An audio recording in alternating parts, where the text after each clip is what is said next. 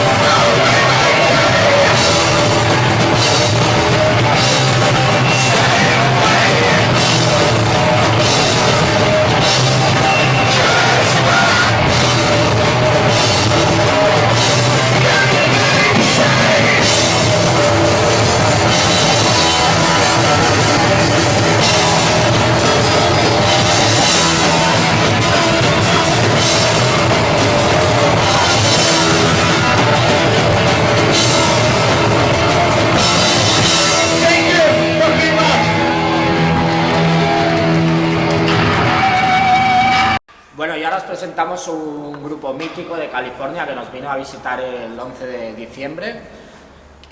Tocaron con Blockbuster de Zaragoza y La Purria de aquí de Barcelona. Y nada, nos presentaron su tema, yo creo, el más mítico, el Sing with California. Aquí igual más conocido por la versión que hace Reed en California no hay guardia civil, la cual el boliche, batería de Subterranean Kiss, no pudo contenerse y subió al escenario a cantar el En California no hay guardia civil, que ellos se quedaron flipando, lo cual le agradecieron luego Thank you Boliche. Pues nada, os dejamos con su tema Sing with California.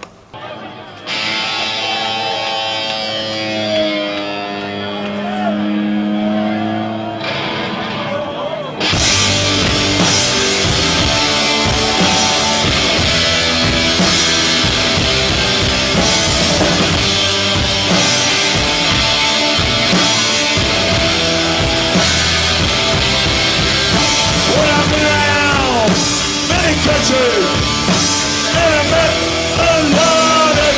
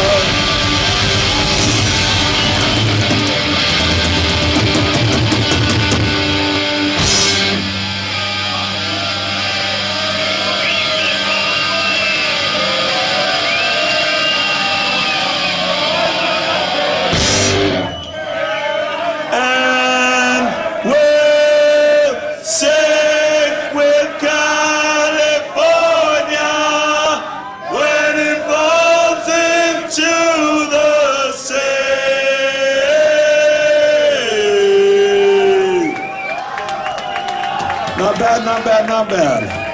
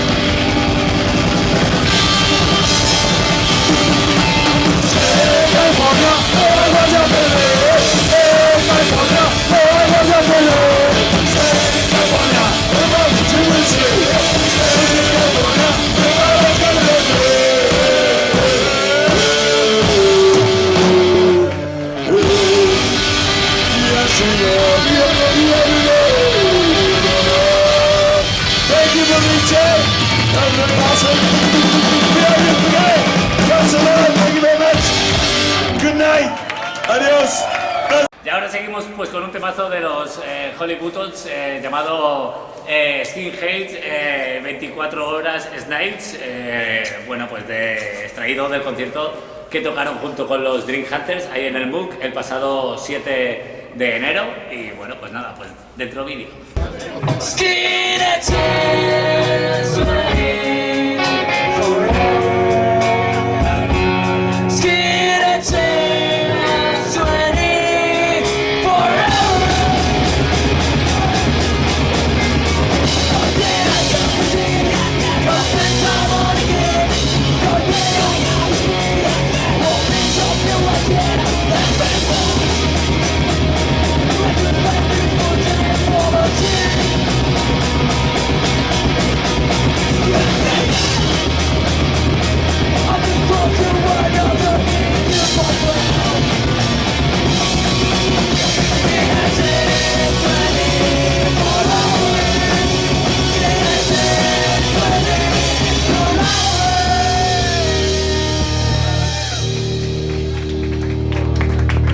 Vale, pues ahora vamos con un grupo, se llama Supongo Cariño, y estos tocaron el 14 de enero.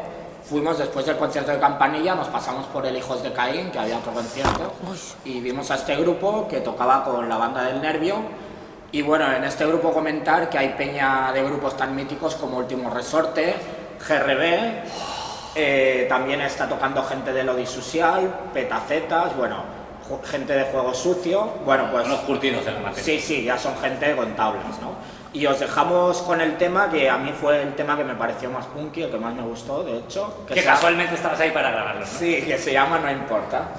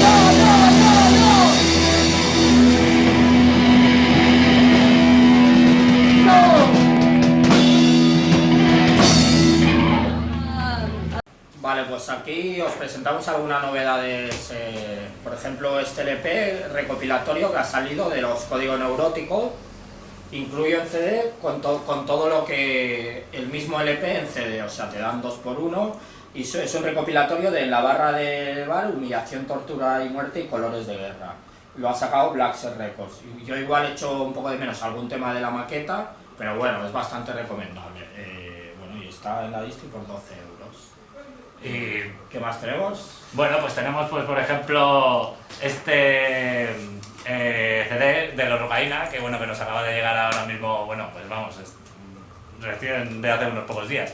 Y nada, se trata pues del segundo trabajo de este grupo Gazteiztarra, trabajo que lleva por título En el Aire, y bueno, pues aquí lo enseñamos porque es el disco de unos buenos amigos míos, de los cuales el Punky que ya tiene documentado algún que otro vídeo. Que creo que uno de ellos es de Gatillazo también, ¿no? Exacto, que al hilo de esto que comentas, decir que pues para febrero, concretamente el día 11 de febrero, tenían los Gatillazos previsto tocar aquí por Barcelona, pero finalmente se ha suspendido ese concierto que iba a tener lugar en la Sala Apolo. Y bueno, pues comentar eso, que sí, que el Ángel, que es el guitarra y el cantante de Rocaína, pues es a la vez guitarra de los Gatillazos. Y aparte, pues un tío de puta madre, como el resto del grupo de los Rocaína. Y pues ahí queda presentado este pedazo de CD que se llama En el Aire, os lo recomiendo. Bueno, pues ahora vamos con la banda más grande del planeta, los Scorbuto, que bueno, Becore ha hecho la reedición del Antitodo. Pues nada, esto no es que lo recomiende, es que es imprescindible. Y está por 13 euros. Imprescindiblemente recomendable, ¿no? Y bueno, pues al hilo un poco de lo que presentas de los escorbuto, pues por ejemplo aquí tenemos a los escorbuto, no solo con la imagen del vinilo, sino la imagen aquí de esta revista. Estoy hablando de la revista Muscaria y bueno, pues esta portada pertenece a uno de los 30 números que en su momento se editaron y que ahora pues se han reeditado. Esos 30 números, como digo, más un 31, un número 31 pues especial para la ocasión.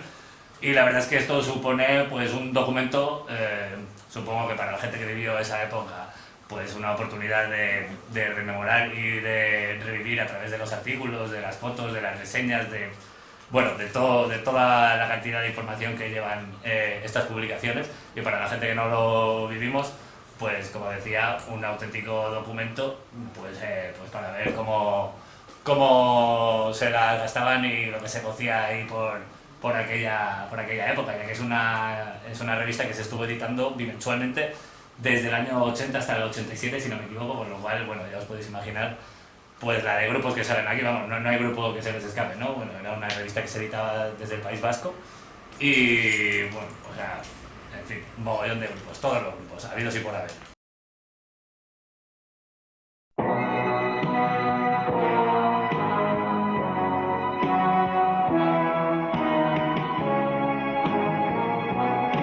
Es una diosa, es una estrella y todos quieren follar con ella. Nuestra heroína, serie B, la supermujer ficción. Ella es Miss Dolby.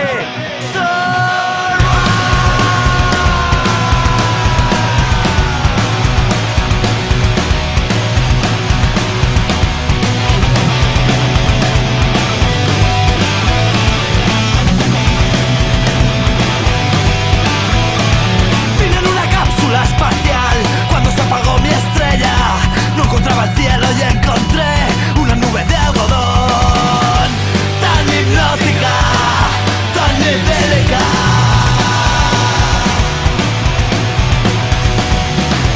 Mis canales sí, mis Dolby Surround.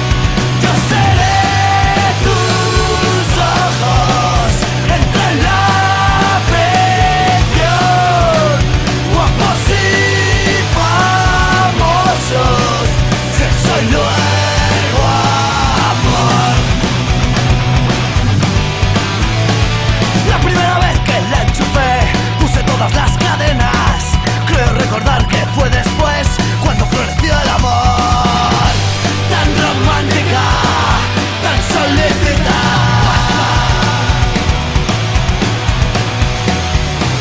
Mis canales sí, mis Dolby Surround.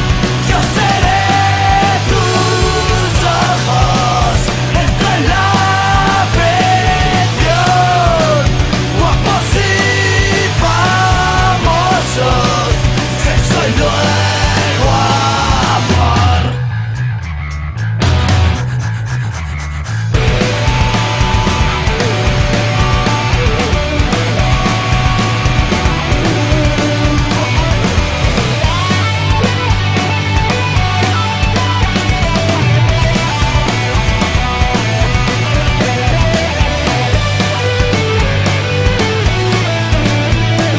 Mundo sketch, mundo ruido, mundo Technicolor. Yo marco el ritmo, soy la supermujer ficción y te acerco las estrellas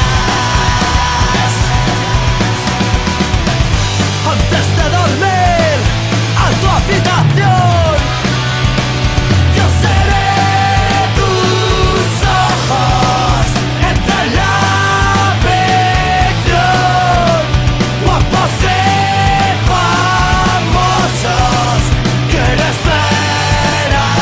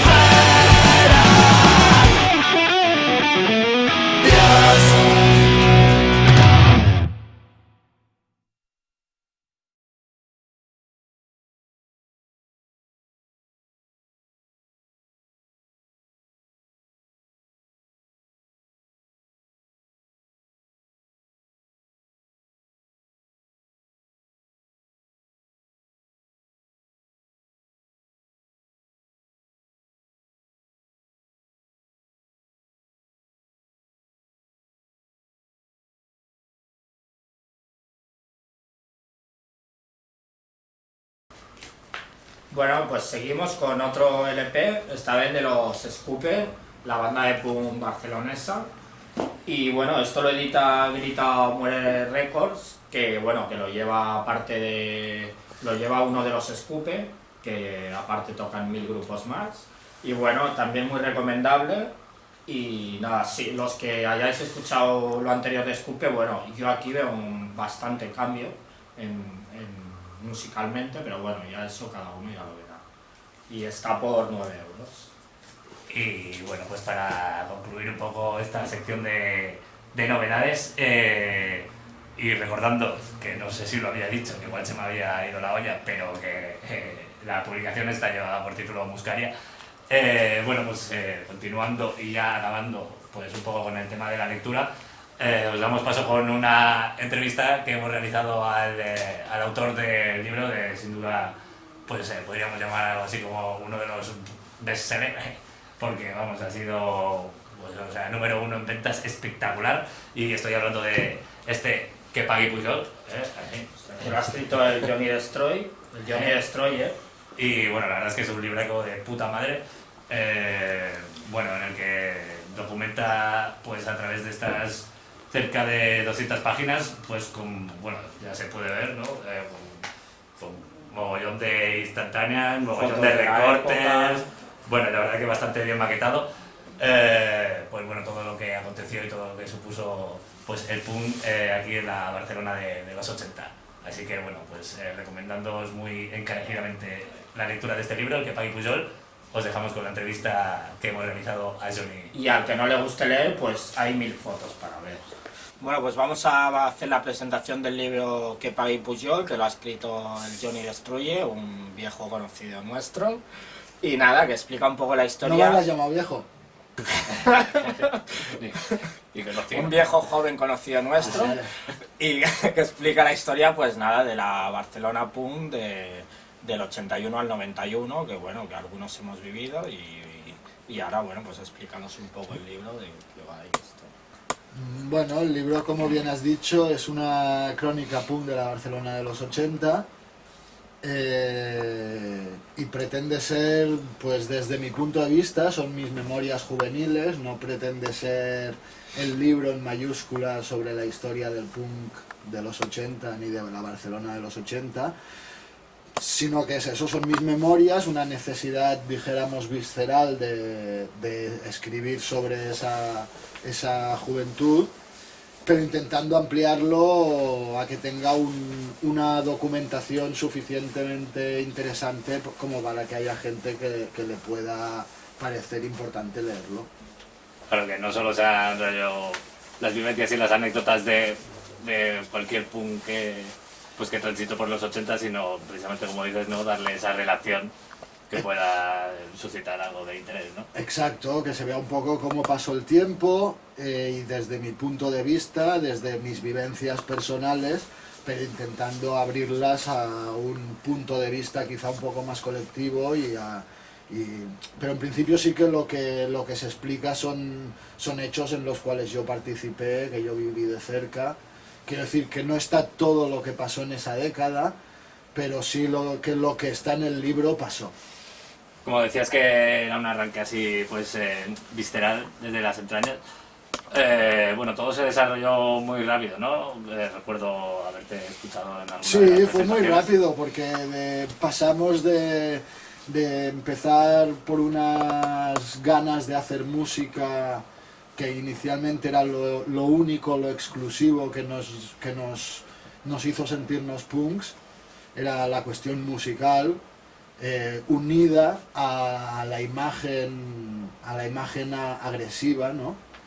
Pero luego muy rápidamente nos vimos envueltos en una serie de cosas cotidianas que no las habíamos buscado, pero en las cuales también nos sentíamos muy a gusto. Quiero decir que tampoco cuando tuvimos problemas dijimos, uy, nos vamos a casa que no queremos problemas, sino que asumimos que eran problemas venidos de nuestra cotidianidad y que había que afrontarlos. Y buscasteis y empezasteis a pensar la manera en cómo eso se podía afrontar, ¿no? Sí, de principio fue una cosa muy inocente. O sea, por ejemplo, por decir algo, una de las primeras actividades, dijéramos, sociales fuera del ámbito más contracultural, pues la ocupación de casas, ¿no? Ahí lo que buscábamos principalmente era locales de ensayo. Éramos tan inocentes que no esperábamos la represión desmesurada que se nos echó encima, no esperábamos que acabaran nuestros compañeros y compañeras en comisaría.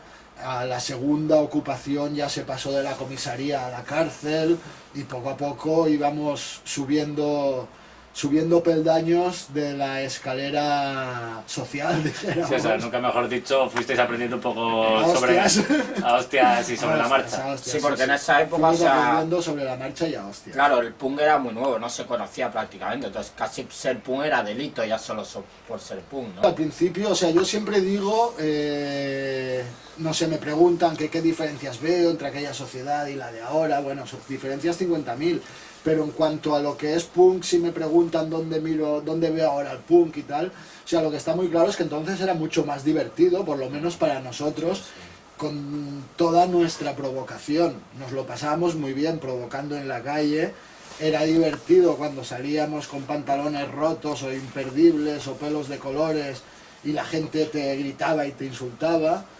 Y no sé, en este punto siempre me gusta recordar a las chicas, porque en aquel momento, principios de los 80, hacía 6 años que se había muerto el dictador, las chicas eran súper valientes y ser punk ya era duro, pero ser punk y chica era doblemente duro.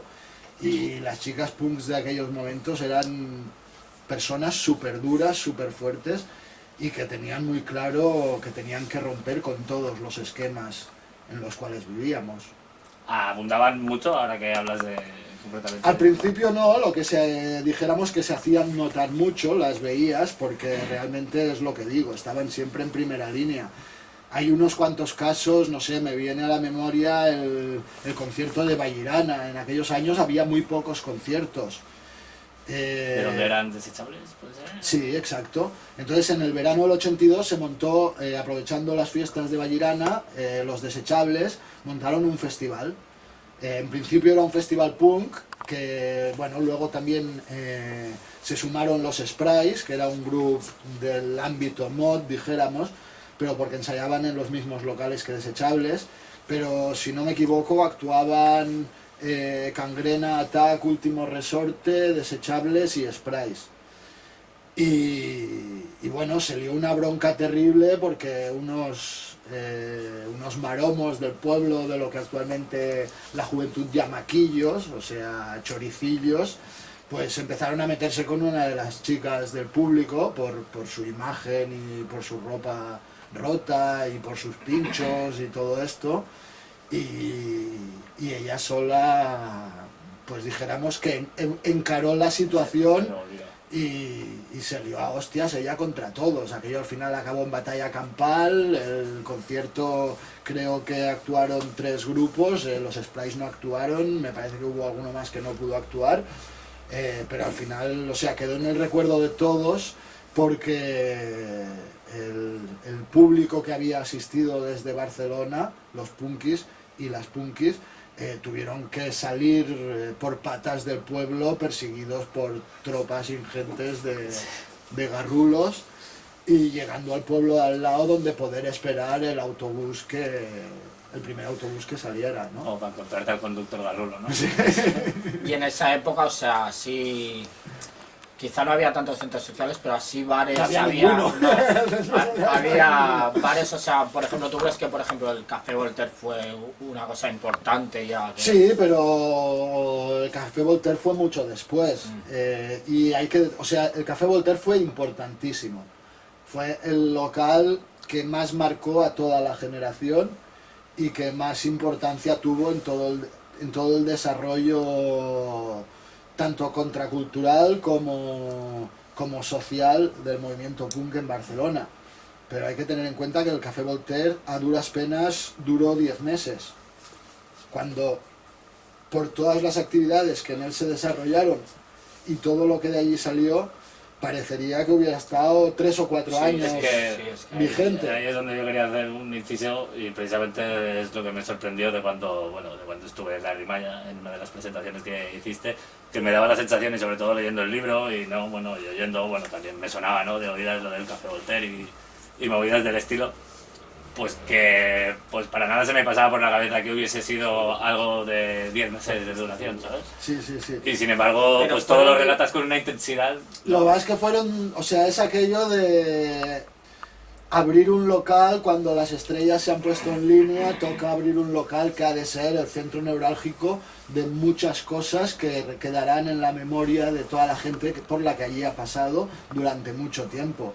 Aún hoy hay blogs en los cuales de repente alguien recuerda el Café Voltaire fue, porque sí que fue un momento muy, muy delicado, dijéramos, en el sentido de que en diciembre del 84 hubo la primera ocupación de casas desde el punto de vista centro social, que en aquella época no se llamaba ¿Cuál así fue? ni nada, en la calle Turren de Loya, en Gracia.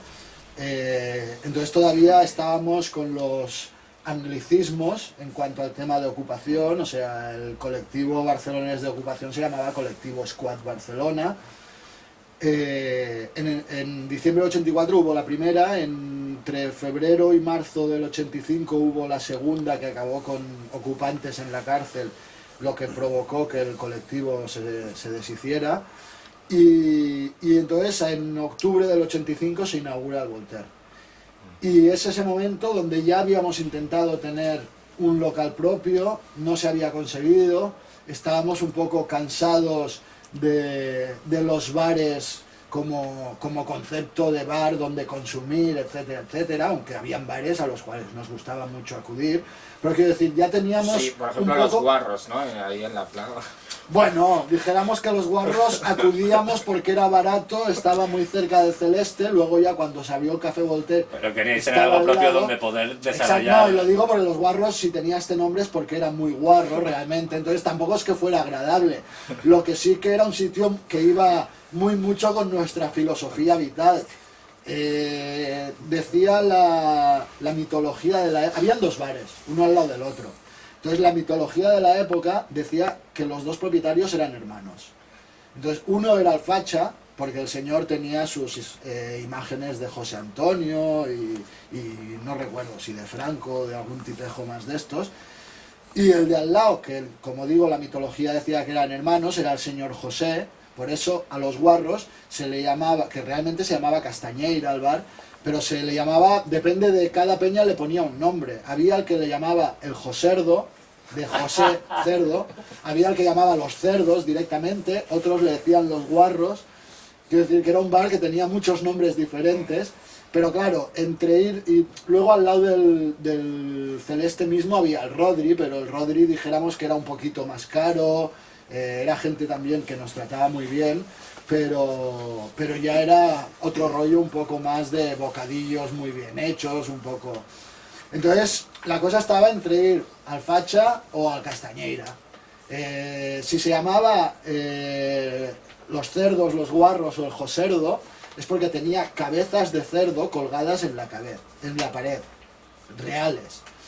Era súper sucio el bar, súper sucio, y entonces tú cuando entrabas en el bar tenía cabezas de cerdos, jamones, y veías los gusanos y las cucarachas moviéndose por esas partes del cuerpo de los cerdos. A su antojo, ¿no? Entonces, entre ir al Facha, que era de un facha, ir al Rodri, que era un poco más pijín, entre comillas, porque claro, estaba en el casco antiguo y no tenía nada de pijín, ¿eh? Entonces, para ir a beber cerveza, el guarro era lo ideal. Ninguno de nosotros comía absolutamente nada en los guarros. Obviamente, para ir a comerte un bocata, o te ibas al Rodri, o si ya estaba cerrado, te ibas Y al la Facha. cerveza que te la abrieran delante tuyo. Sí, sí, por supuesto, como no fuera que se hubiera colado algo allí dentro. Pero bueno, íbamos al Voltaire. El Voltaire se abrió en un momento muy especial donde ya habíamos sentido que necesitábamos un espacio propio donde hacer más cosas aparte de beber. Y entonces desde ya la idea, por otro lado, quien lo crea, ¿no? Que el Café Voltaire sale del ámbito de la Pan House, La Punk House era una comuna punk, de las varias que habían en Barcelona en aquella época. Los punkis en aquella época, cuando nos íbamos de casa de nuestros padres, el 90% nos íbamos a vivir en comuna, como hacían los hippies, solo que en vez de ser una comuna hippie, eran comunas punks. Y habían unas cuantas en Barcelona. Lo que pasa es que la Punk House fue una de las primeras, era una casa muy grande, o sea, era un piso muy grande del casco antiguo, y entonces cada vez que alguien de la Peña Punk montaba algún grupo con gente, algún concierto con algún grupo de fuera, pues los llevábamos a dormir a la Punk House. En la Punk House abrían las puertas para que los grupos durmieran allí, etcétera, etcétera. Entonces de alguna manera eran gente muy había activista. más. Sí, habían otras, o sea, no sé, yo en aquella época vivía con vuestro amigo Latas y con otros punkis en otra comuna también, y luego, no sé, no era una comuna, pero, por ejemplo, pero donde vivían el Juanito y la Silvia de Último Resorte también era una casa, no era comuna porque vivían ellos dos solos y porque era un ático muy pequeñito, pero también era una casa que siempre estaba abierta. Yo en aquella casa que estaba en la calle Mas de Hospitalet, pues escuché por primera vez, por ejemplo, a Exploited, a Discharge. Son cosas que no se te olvidan, las tardes pasadas en aquella casa. Vamos, que era sitio de paso y de acogida. Exacto, exacto. Solía ir el Dieguillo, por ejemplo, las primeras veces que estuvo en Barcelona estuvo allí, en casa del Juanito y la Silvia. Sí, no, esto lo comentó la última vez que vino aquí a tocar, que con un grupo de tener antisocial estaba la Silvia también y lo comentó, agradecido, que Claro, cuando claro. vino a Barcelona muy chavalillo, le acogió en su casa. Sí, sí, sí.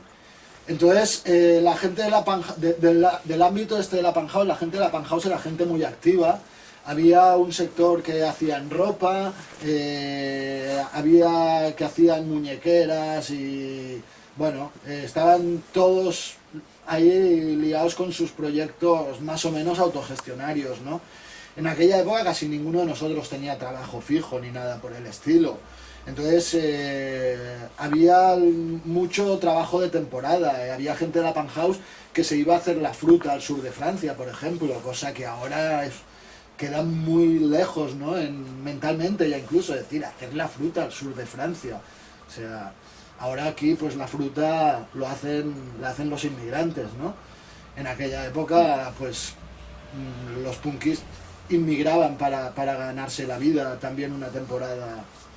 Luego había gente que se iba a currar 2 o 3 meses de verano a bares de playa y de alguna manera era pues venderse un tiempo al año, cambiar un poquito de imagen para que te dieran trabajo. Con nuestra imagen no te daban trabajo en ningún sitio. Entonces, o bien tus padres tenían un negocio familiar, que algunos sí que era así, y gracias a ello no tenían necesidad de cambiar de imagen, o por lo general para trabajar todo el mundo tenía que cambiar por lo menos un poquito de imagen. Eso hasta que salió una nueva profesión que eran los mensajeros. Y en los mensajeros, por ejemplo, pues sí que se metieron los punkis de cabeza. O sea, es el primer trabajo que yo tuve oficialmente. Y todo vino porque había un compañero, el Coque, que creó los Mensacas Borrachos y Luchadores, MBL, y entonces él entró en una empresa de mensajería y a partir de ahí nos fue haciendo hueco, y entonces hubo un momento pues que en esa misma empresa estaba el Coque, estaba el Gos, el cantante de Lodi, estaba el Marc, el cantante de Tropelnat, estaba el Cassius, que era el bajista de Shit S.A., estaba yo. O sea, había todo un sector de punkis trabajando en la misma empresa, en esa ¿no? época no hacía falta casco. Exacto, exacto. Pero bueno, tampoco éramos de cresta. No se nos iba con el viento en la moto, derecha izquierda, derecha izquierda. Y en esa época, por ejemplo, hablas también de, bueno, el nivel musical, los grupos tal. Bueno, de hecho tú tenías tu grupo y tal, has tenido varios, pero bueno, en esa época era más difícil antes, ¿tú crees? Formar un grupo. Hombre, o sea, sobre todo al principio de los 80 era súper difícil.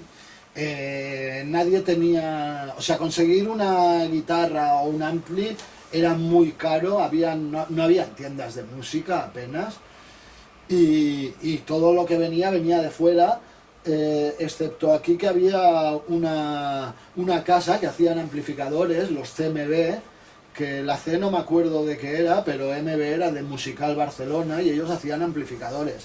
Unos cacharros que pesaban un quintal, hacían 2 veces, ocupaban lo que tú, para desplazarlos era una locura.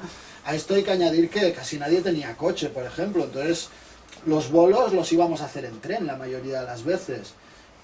Cuando Cortatu vienen la primera vez a Barcelona, que aún no tenían ningún tipo de disco y era el primer concierto que realizaban fuera del País Vasco, ellos vienen en tren, con las guitarras y las baquetas, y entonces el grupo que actúe aquí con ellos de alguna manera les tiene que dejar todo el equipo.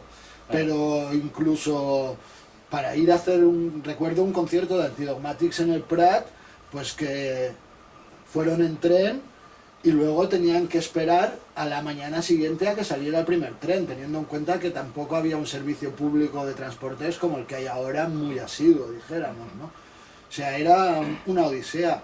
Por otro lado, a principios de los 80 casi nadie tenía equipos y hay que decirlo, por norma general, quien tenía, o sea, los equipos, los amplificadores, se conseguían robándolos. Esto que comentabas del concierto aquel en Vallirana del 82, antes de esa fecha, ¿habían habido muchos más conciertos? Habían habido conciertos en salas principalmente barcelonesas. Esto iba un poco a épocas. Quiero decir... Comentaba cuando se cansaba el... Exacto. O sea, nosotros teníamos una capacidad autodestructiva importante.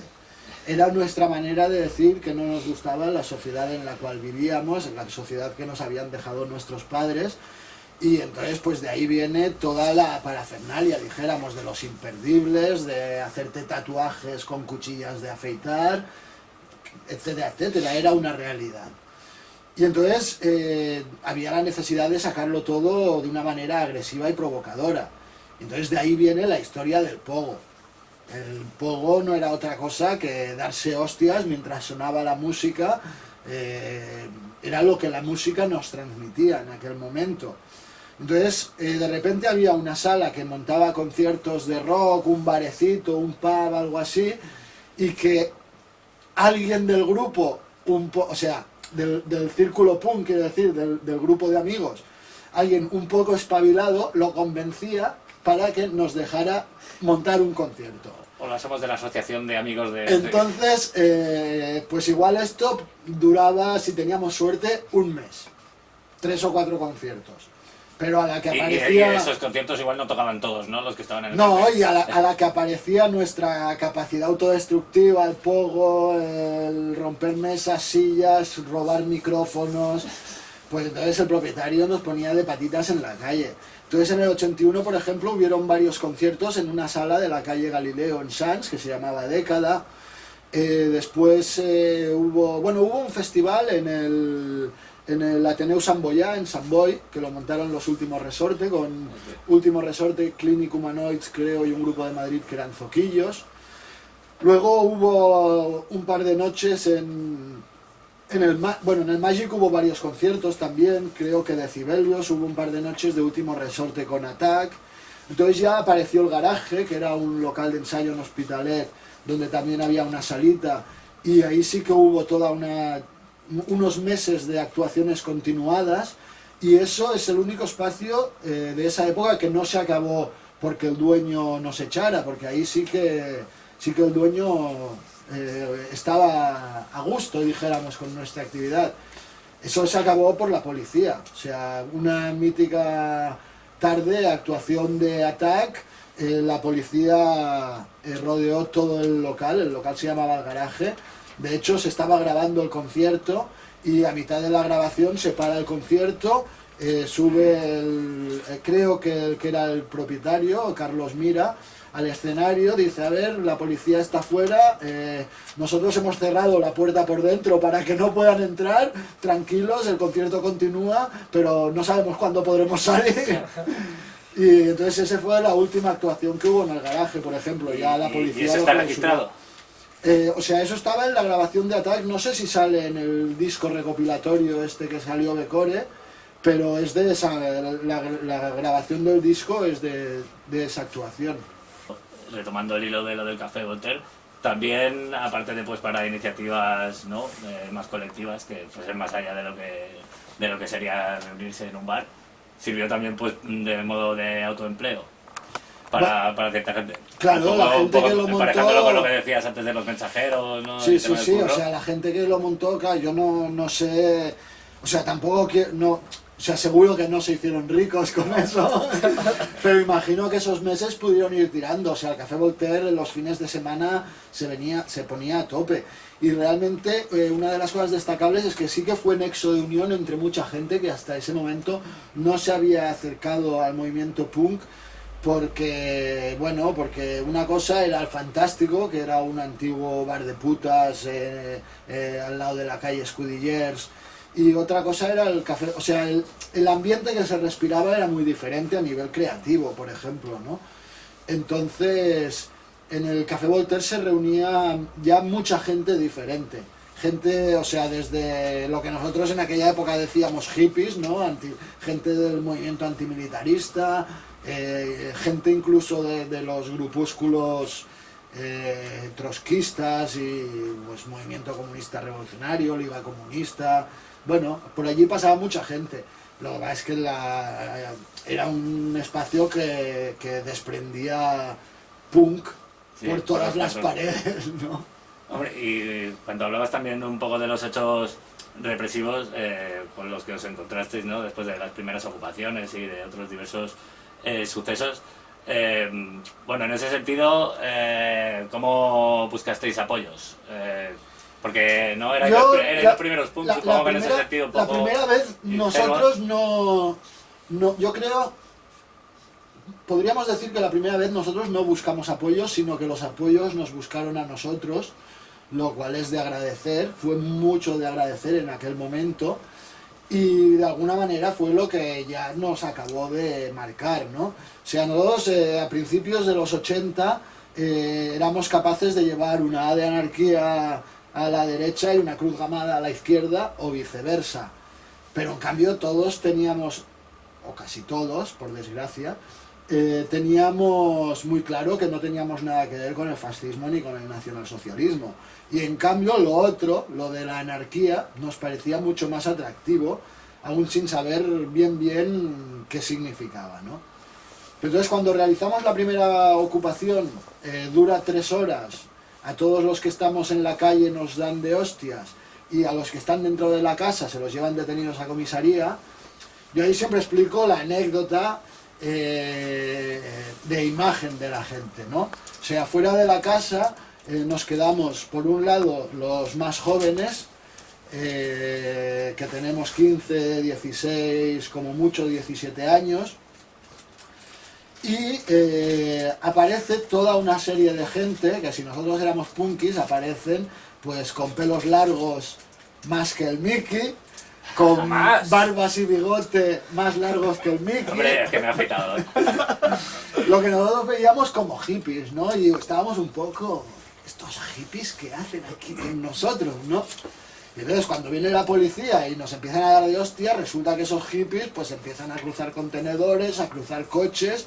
Claro, son gente más mayor que tienen toda una experiencia y son la gente de los Ateneos Libertarios, ¿no? En principio Ateneo Libertario de Gracia, pero ya al día siguiente que hacemos la rueda de prensa en el Ateneo Libertario de Gracia, porque los compañeros del Ateneo nos dicen tenéis que hacer una rueda de prensa, tenéis que explicar qué ha pasado, por qué habéis ocupado, tenéis que hacer carteles, tenéis que convocar una manifestación, intentar que esto tenga repercusión, etcétera, etcétera. Pues entonces ahí ya aparecen los compañeros del Ateneo Libertario de Pueblo Seco también. Después ya aparecen los de San Andreu. Entonces quiero decir, por eso nosotros no buscamos estos apoyos, sino que los apoyos nos vienen a dar su apoyo precisamente, a intentar abrirnos puertas comunicativas.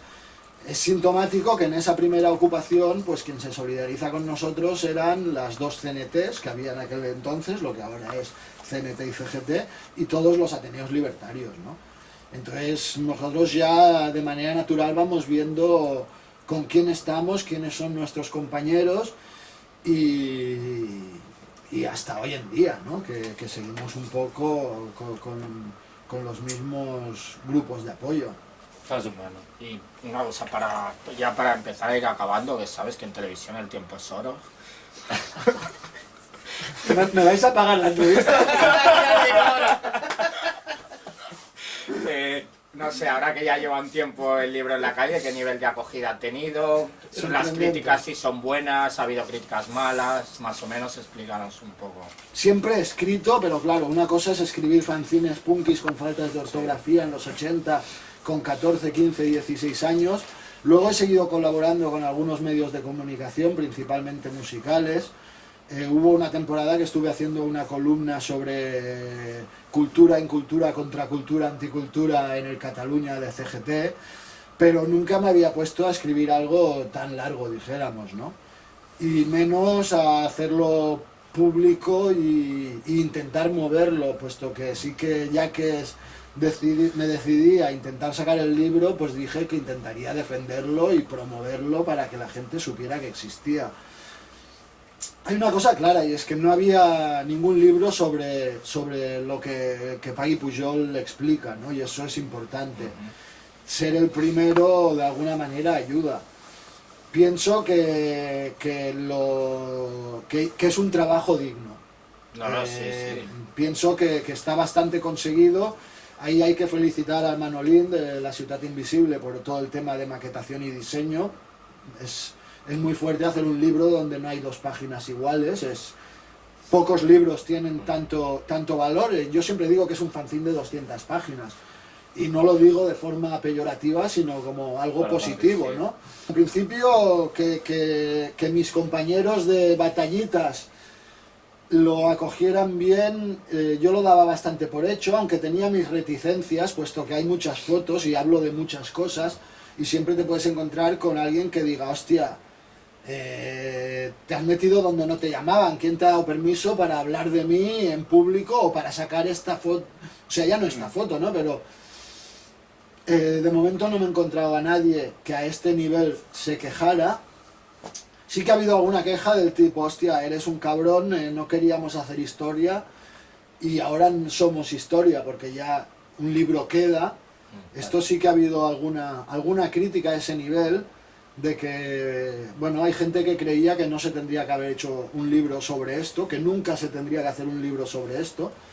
Yo a eso lo que digo es que si la historia siempre la escriben los mismos, siempre es una historia falsa y tergiversada, y que por eso es obligado que nosotros escribamos nuestra historia.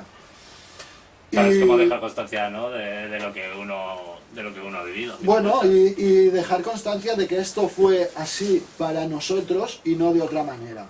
Claro. Porque si no, escribirán los que borraron el punk de las calles de Barcelona diciendo los punks nunca existieron, ¿no? En cambio, no, sí, todo esto es real. Sí que ha habido alguna crítica siempre vía terceros, del tipo, este libro no es real porque no sale fulanito. Ya, hay gente que se ha echado a faltar, que dice, ¿por qué no salgo? Tal, pero... yo desde el primer día lo he dicho, que es mi experiencia vital. O sea, hay gente que me ha dicho, ¿te has olvidado de esta movida? Y yo le he contestado, no, es que yo en esa movida no estaba y por lo tanto no puedo explicar algo en lo que yo no estuve.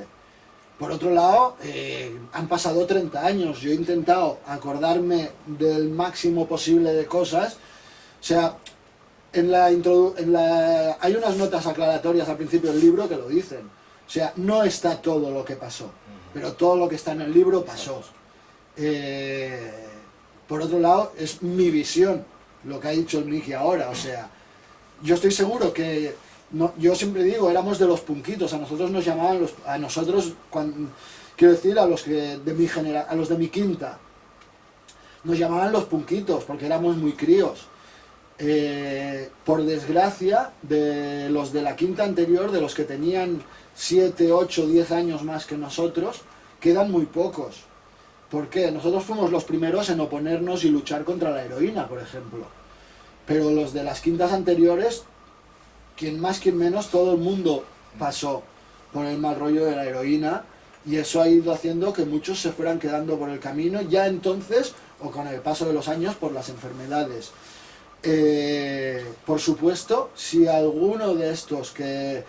yo tengo 42 ahora, los que tienen de 50 para arriba, si escribieran su experiencia juvenil sobre el punk de Barcelona de los 80, sería muy diferente que mi texto, segurísimo.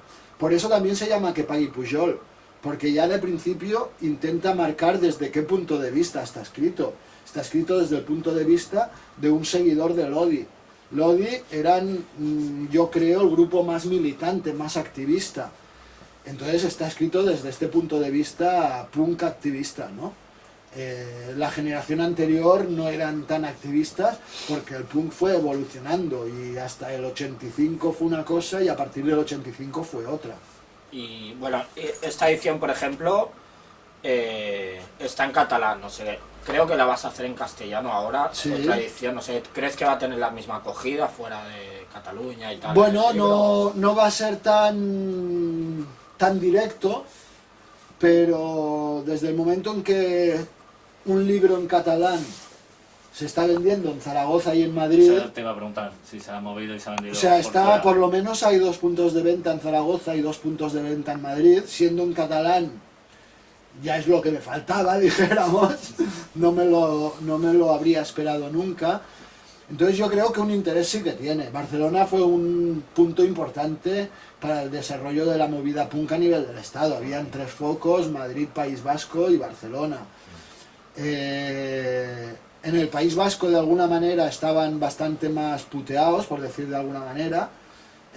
Tenían un problema de lucha entre diversas aguas por el tema de Herri Batasuna, que en aquellos años no hay que olvidar que llamaba parásitos a los punks y que para nada querían tener nada que ver con esos punks, hasta que a alguien se le ocurrió lo del Marcha Taborroca y hacer carteles poniendo que grupos punks votaban a Herri Batasuna. No olvidemos que aquellos primeros carteles se hicieron en la mayoría de casos sin permiso. O sea, Herri Batasuna llegó un momento en que le pareció que tenía que manipular a toda aquella juventud para girarla hacia el nacionalismo. Estaban por un lado con este problema, por otro lado el problema gravísimo de la heroína, que fue mucho más grave que no aquí, porque ya sabemos que la heroína suele afectar más allá donde hay más posibilidades de lucha social, y a ese nivel el País Vasco era más peligroso para el Estado en aquellos años 80. Y el rollo de Madrid era bastante más comercial, y ya no lo digo por los punkis en sí, pero toda la movida de la nueva ola y los sellos discográficos independientes y todo eso, pues de alguna manera también afectaba, ¿no? Y aquí yo creo que desde el principio se tuvo muy claro que se tenía que ir hacia la autogestión, hacia nosotros controlar nuestras vidas. Por eso no habían sellos, o sea, hubo Florinata, que se atrevió con los discos de Último Resorte y poca cosa más. Y por eso aquí hubo el boom de las maquetas. Las maquetas no salieron ni en Madrid ni en el País Vasco, salieron aquí. Y salieron aquí porque nosotros queríamos hacer nuestros trabajos, y si no nos podíamos pagar un disco, nos pagábamos un cassette. Fue la consecuencia lógica, ¿no? Exacto. Y entonces yo creo que a ese nivel Barcelona ideológicamente fue la capital del punk, tal y como ahora se entiende el movimiento punk. Vale, pues no sé, yo para acabar, pues igual queríamos poner un vídeo que documenta bastante, bueno, una historia que comentas en el libro. Y que, bueno... No me pongas menstruación. ¿Cómo lo sabes? ¡Ay! Y que es un vídeo que está bastante, bueno, que viene como anillo al dedo para el libro, para explicar una historia de las que explicas ahí, y bueno, el tema Mienten, y nada, un montaje que hizo la Isa, que está bastante bien hecho, y nada, pues pondremos el vídeo de Mienten. Muy bien. Muchas gracias, majos. Bueno, gracias a ti por haber estado aquí, que bueno, que por mí hubiésemos estado, vamos, aquí escuchando, pero horas y horas. Ya nos conocemos. Somos viejos conocidos, ¿no? Jóvenes, viejos jóvenes.